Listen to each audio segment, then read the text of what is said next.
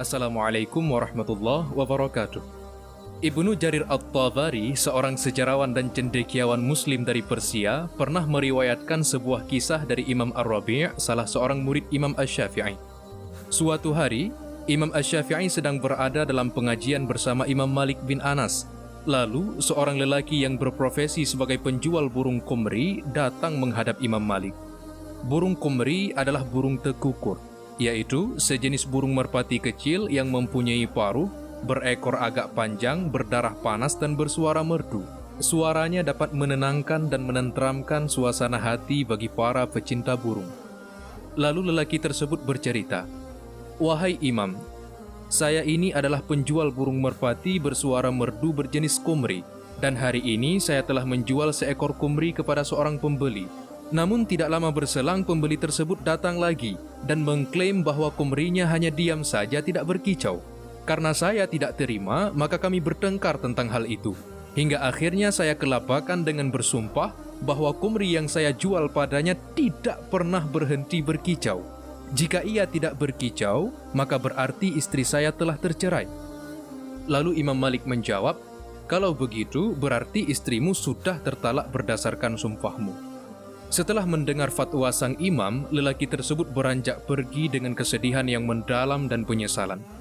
Lalu Imam Asy-Syafi'i yang saat itu masih berusia 14 tahun, karena masih penasaran, beranjak menyusul lelaki tersebut dan bertanya, "Asyahu kumriyika akthar am sukutuh?" Burung komrimu itu lebih sering berkicau atau lebih sering diam? Lelaki tersebut menjawab, "Lebih sering berkicau." Imam Asy-Syafi'i berkata, "Kalau begitu pulanglah, sebab istrimu tidak terceraikan." Setelah itu Imam Asy-Syafi'i kembali ke majelis Imam Malik untuk melanjutkan pengajian. Dan ternyata lelaki yang bertanya tadi juga kembali menemui Imam Malik seraya memohon, "Wahai sang imam, mohon pikirkan sekali lagi persoalan saya tadi, agar engkau mendapatkan pahala atas jawabanmu." Imam Malik menjawab, "Al jawabu ma taqaddam." Jawabannya, ya seperti yang sudah saya sampaikan. Lelaki itu merespon, "Masalahnya, tadi ada seorang remaja dari majelismu ini mengatakan bahwa talak saya tidak jatuh." "Siapa orangnya?" Imam Malik bertanya. Lelaki itu pun melihat sekeliling dan menunjuk Imam Asy-Syafi'i. "Nah, ini nih, remaja ini." Mengetahui hal itu, Imam Malik pun menatap Imam Asy-Syafi'i dalam-dalam dan bertanya kepadanya, "Min aina laka hadzal jawab?" Dari mana jawabanmu itu? Apa alasanmu? Atas dasar apa talaknya tidak jatuh? Imam Asy-Syafi'i pun menjelaskan, "Karena tadi saya sudah bertanya pada lelaki ini apakah merpatinya lebih sering berkicau atau lebih sering diam. Lalu beliau menjawab merpatinya lebih sering berkicau." Lalu Imam Malik merespon, "Ad-dalilu aqbah wa ayyu ta'thir li kasrati suyahih wa qillati suyahih fi hadzal bab." Alasanmu ini justru lebih jelek dari alasan saya. Apa pengaruhnya sering tidaknya berkicau dalam persoalan ini? Imam Asy-Syafi'i menjawab, "Karena engkau pernah menyampaikan sebuah hadis dari Fatimah binti Qais bahwa ia pernah mendatangi Rasulullah SAW, lantas bercerita bahwa dirinya dilamar oleh dua orang, yakni Abu Jaham dan Muawiyah bin Abi Sufyan. Kira-kira siapa di antara keduanya yang layak diterima oleh Fatimah binti Qais?" Lantas Rasulullah SAW pun menjawab, "Amma Abul Jahmi fala yadha'u asahu, wa amma Muawiyatu fasu'lukun la malalah, inkihai Usamah bin Zaid." Adapun Abu Jaham itu tidak pernah meletakkan tongkatnya, maksudnya suka memukul. Sedangkan Muawiyah itu orang miskin, tidak ada harta baginya, nikahilah Usamah bin Zaid. Nah, titik fokus di sini adalah Rasulullah SAW mengatakan bahwa Abu Jaham tidak pernah meletakkan tongkatnya. Sementara Rasulullah pasti tahu bahwa Abu Jaham itu juga makan, minum, dan beristirahat. Dari sinilah kita mengetahui bahwa yang Rasul maksud adalah kebiasaan Abu Jaham yang sering meletakkan tongkat di atas bahunya, yaitu suka memukul. Bukan berarti ia melakukan itu setiap saat tanpa pengecualian. Nah, analoginya sama dalam kasus ini. Saat lelaki tersebut mengatakan, "Kumriku tidak pernah berhenti berkicau," pemahamannya adalah kebiasaan kumrinya. Bukan berarti setiap saat merpati itu berkicau. Setelah mendengar penjelasan Imam Asy-Syafi'i, Imam Malik pun tersenyum dan terkagum dengan ketelitian dan analisa mendalam Imam Asy-Syafi'i, seorang remaja yang baru berusia 14 tahun kala itu. Setelahnya, beliau tidak lagi meremehkan pendapat Imam Asy-Syafi'i. Nah, teman-teman, itulah potret kecerdasan Imam Asy-Syafi'i yang akan kita kupas biografinya dalam video ini. Seorang imam madhab yang di akhir hayatnya pernah mengatakan, "Saya tidak pernah berdiskusi dengan seseorang, melainkan saya tidak pernah peduli apakah kebenaran akan muncul dari lisan saya atau dari lisannya." Dalam membicarakan Imam Asy-Syafi'i, pada dasarnya bisa kita klasifikasikan dalam dua kategori, yaitu yang pertama biografi Imam Asy-Syafi'i sejak lahir hingga wafat beliau, yang kedua madhab Imam Asy-Syafi'i. Nah, untuk mempelajari struktur madhab Imam Asy-Syafi'i sebenarnya begitu kompleks pembahasannya. Karena di sana kita bisa menelusuri tentang perkembangan madhabnya, sumber hukum madhabnya, perjalanan kitab madhabnya, dan lain-lain. Nah, di video ini kita hanya akan berfokus untuk menjelajahi biografinya saja, insya Allah. Biarkan kami tahu di kolom komentar jika teman-teman tertarik untuk memahami struktural madhab Imam Asy-Syafi'i. Nama lengkap Imam Asy-Syafi'i adalah Muhammad bin Idris bin Al-Abbas bin Uthman bin Syafi' bin As-Sa'ib bin Ubaid bin Abdu Yazid bin Hashim bin Al-Muttalib bin Abdi Manaf. Jadi, sebutan Asy-Syafi'i dinisbahkan kepada kakek buyutnya yang ketiga yang bernama Syafi'. Nah, Syafi' dan As-Sa'ib, As-Sa'ib yaitu kakek Imam Asy-Syafi'i yang keempat, keduanya termasuk sahabat Rasulullah SAW. As-Sa'ib memiliki wajah dan penampilan mirip dengan Rasul. Ia juga merupakan pemegang bendera Bani Hashim dalam Perang Badar. Kunyah Imam Asy-Syafi'i adalah Abu Abdillah. Beliau lahir pada tahun 150 Hijriah di Tanah Ghuzah, sebuah wilayah di Asqalan yang letaknya dekat pantai Lautan Putih atau Laut Mati, sebelah tengah Palestina yang dulunya masih termasuk wilayah Syam. Al-Hafidh Al-Baihaqi mengatakan, ungkapan yang menyatakan beliau lahir pada hari meninggalnya Abu Hanifah tidak saya dapatkan melainkan hanya beberapa riwayat saja. Namun ungkapan yang menyatakan beliau lahir pada tahun meninggalnya Abu Hanifah adalah riwayat yang masyhur dari para ulama sejarah. Imam Asy-Syafi'i wafat di Mesir pada tahun 204 Hijriah. Imam Asy-Syafi'i adalah keturunan Bani Muttalib dari garis keturunan ayahnya, Bani Hashim dari garis ibu-ibu para kakeknya, Bani Azad dari garis ibunya. Al-Hakim Abu Abdillah, Al-Hafidh Abu Bakar Ahmad bin Al-Husain Al-Baihaqi dan Al-Khatib pernah berkata, Imam Asy-Syafi'i adalah juga keturunan Hashim bin Abdi Manaf ditinjau dari tiga sisi. Yang pertama, karena ibunya As-Sa'ib adalah Syifa binti Arqam bin Hashim bin Abdi Manaf. Lalu yang kedua, ibu dari Syifa bernama Khalidah binti Asad bin Hashim bin Abdi Manaf. Dan sisi yang ketiga, ibu dari Abdu Yazid adalah Syifa binti Hashim bin Abdi Manaf, karena Al-Muttalib menikahkan Hashim dengan Syifa binti Hashim bin Abdi Manaf. Dan lahirlah Abdu Yazid, kakek Imam Asy-Syafi'i yang keenam. Nasab ini membuktikan bahwa klaim Al-Jurjani, salah seorang oknum ulama fiqih madhab Hanafi, tentang Imam Asy-Syafi'i merupakan keturunan budak, merupakan sebuah hoaks, kebohongan dan kedustaan bersebabkan kedengkian yang mendalam terhadap kepopuleran Imam Asy-Syafi'i. Ayahanda Imam Asy-Syafi'i yaitu Idris bin Al-Abbas wafat ketika Imam Asy-Syafi'i masih berusia 2 tahun. Beliau pun bersama ibundanya Fatimah Al-Azdiyah pindah ke kota Makkah, tanah air nenek moyangnya Banu Al-Muttalib.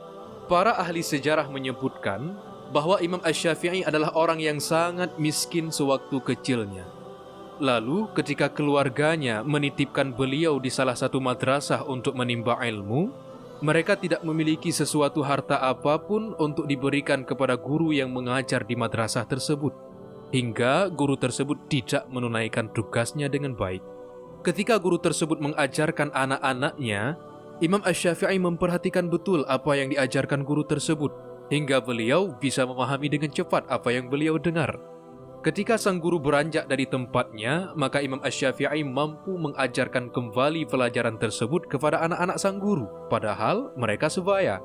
Melihat hal ini, sang guru lalu berpikir bahwa Imam Asy-Syafi'i saja sudah cukup baginya sebagai pengganti untuk mengajarkan anak-anaknya. dan beliau pun berhenti untuk mengharapkan imbalan dari keluarga Imam Asy-Syafi'i. Sang guru pun mengajarkan Imam Asy-Syafi'i hingga Imam Asy-Syafi'i dapat menghafal Al-Quran dalam usia 7 tahun. Kemudian Imam Asy-Syafi'i mulai mempelajari syair, sejarah, nahwu, dan sastra. Suatu hari, Imam Asy-Syafi'i muda yang sedang mendendangkan syair-syairnya ditegur oleh Imam Muslim bin Khalid Az-Zanji yang saat itu menjabat sebagai mufti di Makkah. Sehingga terjadilah obrolan antara keduanya sebagai berikut. Ibn Khalid bertanya, "Wahai anak muda, dari mana asalmu?" "Saya dari sini, dari Makkah." "Di mana rumahmu?" "Rumah saya berada di suku Khif." "Berasal dari kabilah apa?" "Saya keturunan Abdi Manaf." Mendengar nasab mulia Imam Asy-Syafi'i, Ibn Khalid pun merasa kagum dan merespon, "Masya Allah, kamu sungguh beruntung sekali karena Allah telah memuliakanmu di dunia dan di akhirat." Ibn Khalid lanjut bertanya, "Apa yang selama ini kamu pelajari?" "Saya mempelajari syair, sejarah, nahwu, dan sastra." Ibn Khalid pun memberi saran, "Tidakkah kamu memaksimalkan kecerdasanmu untuk mempelajari ilmu fiqih saja? Kurasa itu lebih baik bagimu ketimbang syair."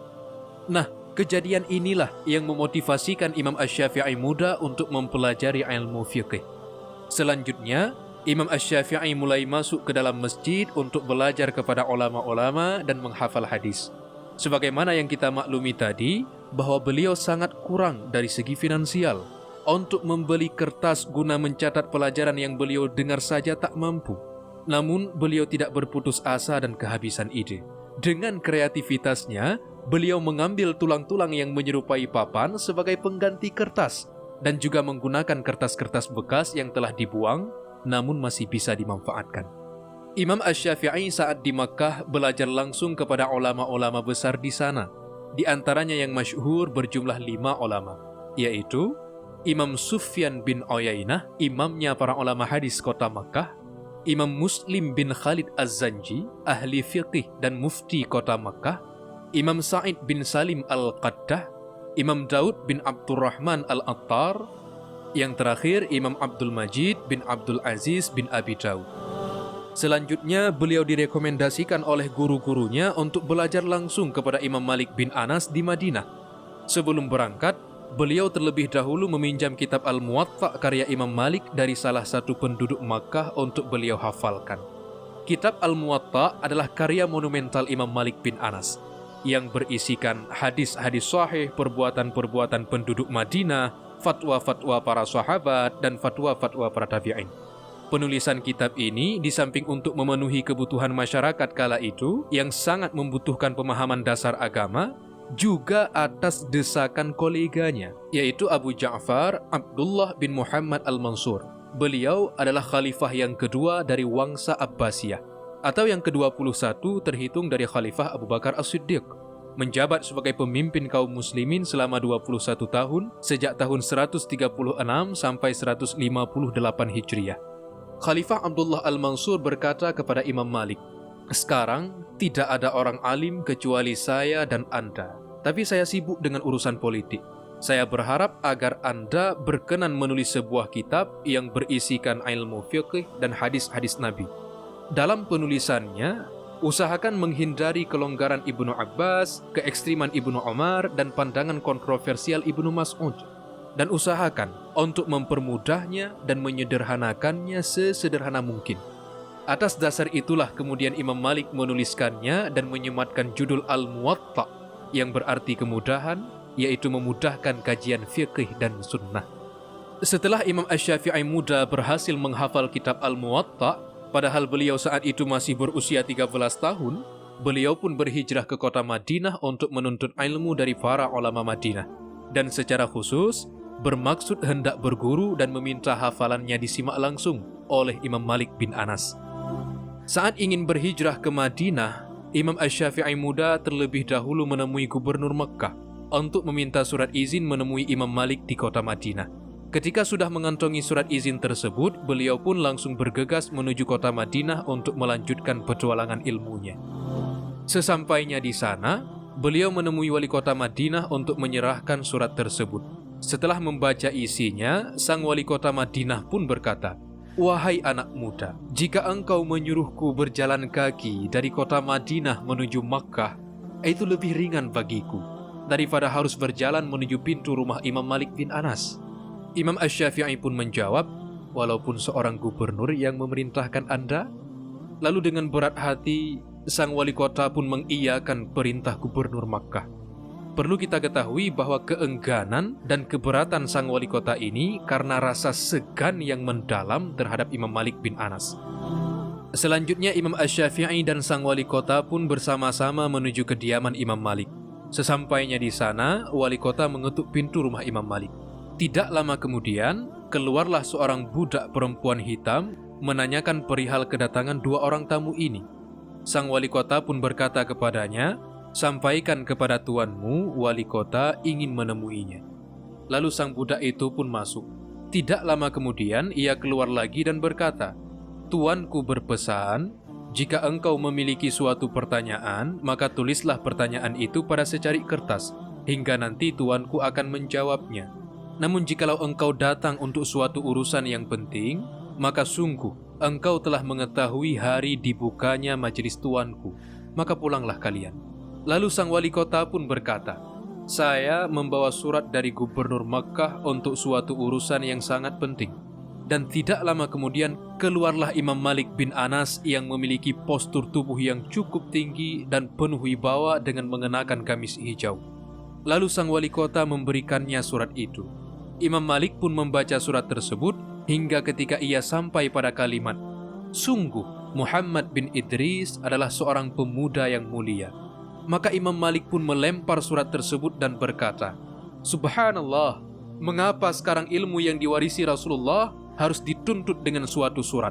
Lalu Imam Asy-Syafi'i berkata, "Semoga Allah selalu menunjukkan kebenarannya kepadamu. Saya adalah seorang lelaki dari keturunan Bani Al-Muttalib." Imam Asy-Syafi'i juga menceritakan kepadanya akan kisahnya yang cukup panjang. Setelah sang imam mendengarkan kisahnya, maka ia pun memandangi Imam Asy-Syafi'i muda sejenak, selanjutnya bertanya, "Siapakah namamu?" "Muhammad bin Idris," jawab Imam Asy-Syafi'i. Lalu Imam Malik berkata, "Jika besok engkau datang ke majelisku, maka carilah seseorang yang dapat membacakan Al-Muwatta kepadamu." Lalu Imam Asy-Syafi'i menjawab, "Sungguh, saya telah menghafal kitab tersebut dan dapat membacakannya dari hafalan saya." Imam Malik pun merasa kagum dengan nasab mulia dan kecerdasan Imam Asy-Syafi'i. Lalu Imam Malik memberi nasihat, "Wahai Muhammad, bertakwalah selalu kepada Allah dan jauhilah kemaksiatan, karena engkau akan menjadi orang yang berilmu insya-Allah. Allah telah memasukkan cahaya ke dalam hatimu, maka janganlah engkau redupkan cahaya tersebut dengan kemaksiatan." Keesokan harinya, Imam Asy-Syafi'i pun mulai berguru langsung kepada Imam Malik dengan membacakan Al-Muwatta di hadapannya. Setiap Imam Asy-Syafi'i ingin menghentikan hafalannya agar Imam Malik tidak merasa bosan, Imam Malik meminta beliau untuk meneruskan bacaan tersebut karena kagum dan terkesima mendengar kelancaran dan kefasihan bacaan pemuda ini. Hingga Imam Asy-Syafi'i pun menyelesaikan bacaan Al-Muwatta'nya hanya dalam beberapa hari saja. Beliau pun berguru pada Imam Malik dan beberapa guru lainnya di Madinah hingga wafatnya Imam Malik pada bulan Safar tahun 179 Hijriah dalam usia 86 tahun. Imam Asy-Syafi'i sudah berusia 29 tahun saat Imam Malik wafat. Selain karena keilmuannya, Imam Malik juga terkenal dengan kedermawanannya. Setiap kali mendapatkan rezeki dan mempunyai kekayaan, Imam Malik langsung menyumbangkannya untuk kepentingan umum, termasuk membiayai para pelajar yang kekurangan dari segi ekonomi. Adalah Imam Asy-Syafi'i salah seorang santri yang selalu menerima suntikan finansial dari Imam Malik. Beliau tahu bahwa muridnya yang satu ini kelak akan menjadi seorang ulama yang besar. Imam Asy-Syafi'i pernah menceritakan pengalamannya ketika masih menjadi santrinya Imam Malik, bahwa pada suatu hari beliau pernah melihat beberapa ekor kuda yang bagus dari negeri Khorasan dan beberapa begal yang bagus dari negeri Mesir ada di samping rumah Imam Malik. Di antara kuda-kuda tersebut terdapat kuda yang sangat bagus, bahkan beliau baru pertama kali melihatnya. Oleh karena itu, beliau berkata, "Sangat bagus kuda ini." Perkataannya ini sebenarnya hanya ekspresi kekaguman, namun Imam Malik ternyata mendengarnya. Seketika itu, beliau langsung menyahuti perkataan Imam Asy-Syafi'i, "Wahai Abu Abdillah, inilah kuda yang akan aku berikan kepadamu." Lalu Imam Asy-Syafi'i menolak, "Jangan guru, kuda itu dijadikan kendaraan guru saja." Namun Imam Malik mengatakan, "Aku merasa malu di hadapan Allah menginjakkan tanah Rasulullah SAW dengan kaki kudaku." Akhirnya pada saat itu juga kuda yang paling bagus tersebut diberikan kepada Imam Asy-Syafi'i, yang pada saat itu adalah santri kesayangan beliau. Ketika di Madinah, Imam Asy-Syafi'i juga berguru kepada beberapa ulama lainnya. Di antaranya yang masyhur ialah Imam Ibrahim bin Sa'ad al-Ansari, Imam Abdul Aziz bin Muhammad ad-Darawardi, Imam Ibrahim bin Abi Yahya al-Aslami, Imam Muhammad bin Ismail bin Abi Fudaik, yang terakhir Imam Abdullah bin Nafi' as-Sayr. Para ulama sepakat bahwa Ibrahim bin Abi Yahya al-Aslami adalah ulama dari kalangan Mu'tazilah. Namun hal ini tidak berpengaruh negatif terhadap Imam Asy-Syafi'i, karena beliau hanya mengambil ilmu hadis dan fiqih saja, tidak mengambil ilmu akidah darinya. Setelah wafatnya Imam Malik bin Anas, suatu hari Gubernur Yaman datang ke kota Madinah. Lalu sebahagian orang-orang Quraisy membujuknya untuk mengajak Imam Asy-Syafi'i ke negeri Yaman. Maka ia pun mengajak Imam Asy-Syafi'i pergi bersamanya, dan ia pun memperkerjakan beliau dalam beberapa urusan. Karena kerjanya imam bagus, pekerjaan imam ditambah. Di sini Imam Asy-Syafi'i berusaha sekuat tenaga untuk memperbanyak kebaikan dan menjauhi keburukan. Ketika para pekerja Mekah pulang dari Yaman pada bulan Rajab, mereka pun memuji-mujinya hingga Imam Asy-Syafi'i menjadi buah bibir di kota Mekah. Di Yaman, Imam Asy-Syafi'i mengaji kepada beberapa ulama berpengaruh di sana. 4 di antaranya yang masyhur ialah Imam Mutarrif bin Mazin, Imam Hisham bin Yusuf, Qadhi ibu kota Yaman yaitu Sana'a, Imam Amru bin Abi Salamah, muridnya Imam Al-Auza'i, Imam Yahya bin Hasan, muridnya Imam Lais bin Sa'ad. Dari Yaman, Imam Asy-Syafi'i pulang ke Makkah untuk menjenguk ibundanya yang saat itu sudah berusia senja. Namun, tidak lagi pulang pergi seperti yang beliau rutinitaskan saat belajar bersama Imam Malik di Madinah. Ketika Imam Asy-Syafi'i menghadap Ibn Abi Yahya, guru Imam Asy-Syafi'i di masa muda yang juga seorang Mu'tazilah, beliau pun mencela Imam Asy-Syafi'i dengan berkata, "Engkau belajar kepadaku, tetapi kemudian engkau bekerja. Ingat, apabila sesuatu telah memasuki dunia seseorang, dia akan betah tinggal di sana." Mendengar ucapannya tersebut, beliau berpamitan. Kemudian Imam Asy-Syafi'i menemui Imam Sufyan bin Uyainah. Setelah mengucapkan salam, ia menyambut Imam Asy-Syafi'i lalu berkata, "Informasi tentangmu telah kudengar. Engkau dikenal orang banyak. Apa yang engkau perbuat karena Allah akan kembali kepadamu. Sebaiknya engkau jangan berlebihan dalam bekerja." Tentang ini, Imam Asy-Syafi'i pernah berkata, "Nasihat Ibn Uyainah lebih menggugah hatiku dan lebih membekas ketimbang nasihat Ibn Abi Yahya." Pada tahun 184 Hijriyah, yaitu saat Imam Asy-Syafi'i sudah berusia 34 tahun, untuk pertama kalinya beliau menginjakkan kakinya di Baghdad di bumi Irak. Kota Baghdad kala itu merupakan pusat pemerintahan kekhalifahan Abbasiyah yang kala itu dipimpin oleh Khalifah Harun ar-Rasyid, yaitu khalifah kelima dari wangsa Abbasiyah atau yang ke-24 terhitung dari Khalifah Abu Bakar As-Siddiq. Beliau menjabat sebagai pemimpin kaum muslimin selama 22 tahun lebih, sejak tahun 170 sampai 193 Hijriah. Dari sini, sang khalifah atau bisa juga disebut sultan bersama 2 anaknya yaitu Muhammad Al-Amin dan Abdullah Al-Ma'mun yang juga sebagai khalifah setelahnya berhasil mewujudkan masa-masa keemasan Islam atau disebut The Golden Age of Islam. Kemajuan pendidikan inilah yang memotivasikan Imam Asy-Syafi'i untuk memperluas dan memperdalam cakrawala keilmuannya di kota tersebut. Beliau lebih banyak belajar pada Imam Muhammad bin Hasan selama di sana, santrinya Imam Abi Hanifah. Imam Asy-Syafi'i juga sangat tekun dan gigih mempelajari semua karya tulis Imam Muhammad sehingga mampu mendalami secara matang mazhab Hanafiyah. Tentang pertemuan Imam Asy-Syafi'i dengan sang khalifah dan perdebatannya dengan Imam Muhammad bin Hasan, yang dari perdebatan tersebut kita bisa memahami betapa kokohnya landasan mazhab Asy-Syafi'i, Insya Allah akan kita bahas di lain waktu. Nah, ketika di Baghdad, beliau juga belajar pada 4 guru lainnya, yaitu Imam Waqi' bin Al-Jarrah Al-Kufi, Abu Usamah Hammad bin Usamah Al-Kufi, Abdul Wahhab bin Abdul Majid Al-Thaqafi, yang terakhir Imam Ismail bin Aliyah Al-Basri.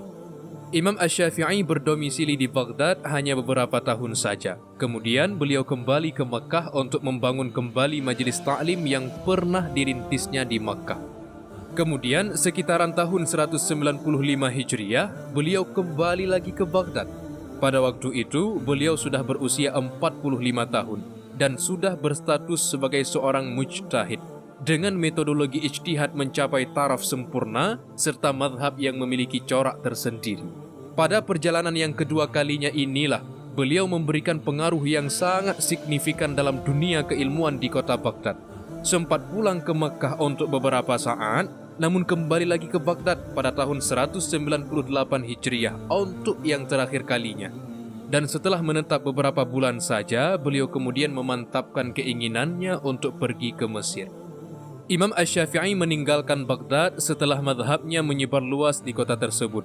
Beliau meninggalkan banyak pengikutnya di sana, hingga pada akhirnya merekalah yang meneruskan penyebaran mazhab Asy-Syafi'i dan mengarang kitab-kitab mazhab Asy-Syafi'i.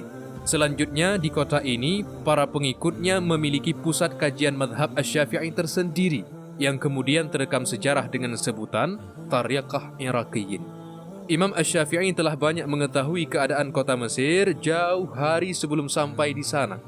Kondisi tersebut beliau ketahui dari Imam Ar-Rabi'. Imam Ar-Rabi' menginformasikan bahwa penduduk Mesir terbagi menjadi 2 kelompok, yaitu satu kelompok condong ke mazhab Maliki serta berusaha mempertahankannya, dan kelompok yang lainnya condong mempertahankan mazhab Hanafi. Sehubungan dengan hal tersebut, Imam Asy-Syafi'i pernah berkata, "Saya berharap bisa pergi ke Mesir bila Allah Subhanahu wa Ta'ala menghendaki, dan saya akan membawa sesuatu yang menyibukkan mereka dari kedua mazhab tersebut." Pada akhirnya apa yang beliau katakan memang menjadi kenyataan. Imam Asy-Syafi'i sangat cinta pada para pengikutnya, dermawan terhadap mereka, dan selalu memenuhi kebutuhan serta menolong mereka. Imam Asy-Syafi'i saat itu sudah menjadi guru dan mentor dalam berbagai khazanah keilmuan, khususnya kajian fiqh bagi banyak orang. Beliau memiliki banyak murid yang tersebar luas di Makkah, Baghdad, Mesir, bahkan juga daerah Khurasan.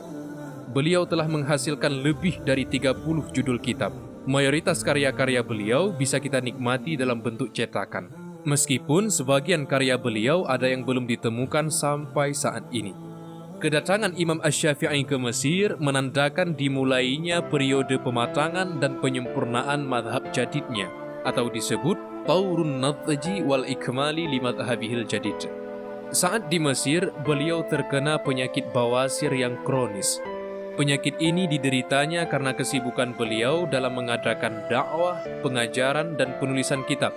Hingga terkadang saat beliau berkendara, darahnya mengalir hingga membasahi celana, pelana, bahkan sandalnya. Wasir ini benar-benar menyiksanya selama hampir 4 tahun. Ia menanggung sakit demi ijtihadnya yang baru di Mesir. Beliau terus mengajar, meneliti, berdialog, serta mendikte muridnya untuk dituliskan madhab jadidnya baik siang maupun malam. Pada suatu hari, Imam Al-Muzanni, muridnya, masuk menghadap dan bertanya, "Bagaimana kondisi Anda, wahai guru?" Imam Asy-Syafi'i menjawab, "Saya telah siap meninggalkan dunia, meninggalkan para saudara dan teman, mulai meneguk minuman kematian. Kepada Allah, zikir terus terucap. Sungguh demi Allah, saya tidak tahu apakah jiwa saya akan berjalan menuju surga, sehingga saya perlu mengucapkan selamat, atau sedang menuju neraka, hingga saya harus berkabung." Setelahnya, beliau melihat ke sekelilingnya seraya berkata, "Jika saya meninggal, pergilah kalian kepada wali, dan mintalah kepadanya agar mau memandikan saya." Itulah detik-detik terakhir beliau sebelum wafatnya. Imam Asy-Syafi'i menghembuskan nafas terakhirnya di negeri Mesir ini pada malam Jumat menjelang subuh pada hari terakhir bulan Rajab tahun 204 Hijriyah dalam usia 54 tahun. Tidak lama setelah kabar wafatnya sang imam tersebar di Mesir, kesedihan dan duka pun melanda seluruh warga. Mereka semua keluar dari rumah ingin membawa jenazah di atas pundaknya. Karena dahsyatnya kesedihan yang menimpa mereka, tidak ada perkataan yang terucap saat itu selain permohonan rahmat dan ridha untuk yang telah pergi. Sejumlah ulama pergi menemui wali Mesir yaitu Muhammad bin As-Suri bin Al-Hakam, memintanya datang ke rumah duka untuk memandikan Imam Asy-Syafi'i sesuai dengan wasiatnya. Lalu sang wali bertanya kepada mereka, apakah sang imam meninggalkan hutang? Benar, jawab mereka serempak. Lalu sang wali Mesir pun memerintahkan untuk melunasi hutang-hutang imam seluruhnya. Setelah itu wali Mesir memandikan jasad sang imam. Jenazah beliau kemudian dibawa ke tanah anak-anak Ibn Abdul Hakam. Di sanalah sang imam dimakamkan, yang kemudian hari terkenal dengan Turbah Asy-Syafi'i. Dan di sana pula dibangun sebuah masjid yang diberi nama Masjid Asy-Syafi'i. Penduduk Mesir terus-menerus menziarahi makam sang imam sampai 40 hari 40 malam. Di momen tertentu, tak mudah untuk sampai ke makamnya karena membludaknya peziarah yang melawat.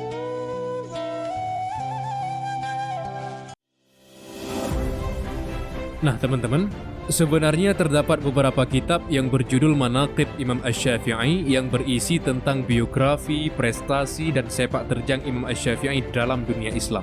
Seperti kitab Manaqib Asy-Syafi'i karya Imam Abi Bakar Ahmad bin Husain Al-Baihaqi, kitab Manaqib Asy-Syafi'i karya Syekh Abdul Ghani At-Taqqari, kitab Adabus Syafi'i wa Manaqibuh karya Imam Abi Muhammad Abdurrahman bin Abi Hatim Ar-Razi, dan lain-lain. Namun, kami memilih untuk menyerap sebahagian besar biografi Imam Asy-Syafi'i dari satu kitab yang didesain dengan bahasa yang ilmiah, sanad periwayatan yang jelas, menggunakan kaedah ilmu mantik dengan baik, dan sangat mudah dimengerti, yaitu kitab yang berjudul Irsyadut Talibin ilal Manhajil Qawim fi bayani manaqibil Imam Syafi'i radhiyallahu anhu. Alangkah lebih baik jika kita sedikit mengenal penulis kitab irsyad tersebut, guna dan maksud agar lebih yakin bahwa tulisannya merupakan fakta, bukan dongeng belaka berasaskan fanatisme buta. Nama lengkap Imam Fakhruddin Ar-Razi adalah Muhammad bin Omar bin Al-Hasan bin Al-Husain bin Ali At-Tamimi Al-Bakri Ar-Razi, atau lebih dikenal dengan nama Fakhruddin Ar-Razi At-Tibrastani. Terkenal juga dengan gelar Ibnu Khatib Ar-Rai. Ia berasal dari Bani Tamim, suku Quraisy, dan ia termasuk keturunan Khalifah Abu Bakar As-Siddiq. Beliau lahir di kota Rai, Iran pada Kamis 25 Ramadan tahun 544 Hijriah dan wafat pada awal-awal Syawal tahun 606 Hijriah. Beliau berusia kurang lebih 62 tahun. Sampai akhir hayatnya, Imam Fakhruddin Ar-Razi adalah seorang ulama yang sangat aktif membela akidah Asy'ari dan menjawab tuduhan-tuduhan yang dilontarkan oleh cendekiawan filsafat dan ulama-ulama Mu'tazilah.